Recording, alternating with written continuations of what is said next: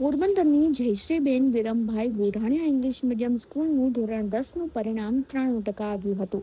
તેથી વિદ્યાર્થી સન્માન સમારોહ સાથે વાલી સન્માનનું આયોજન કરવામાં આવ્યું હતું.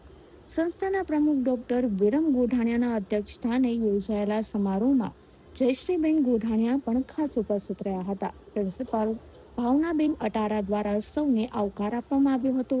આ સ્કૂલના 19 જેટલા વિદ્યાર્થીઓએ A1 તથા 39 વિદ્યાર્થીઓએ A2 ગ્રેડ મેળવ્યો હતો. પોરબંદર આજકાલના સબ એડિટર જિગ્નેશ પોપટના પુત્ર હેત પોપટે પણ 96.22 PR સાથે A ગ્રેડ મેળવતા તેનું અભિવાદન કરવામાં આવ્યું હતું.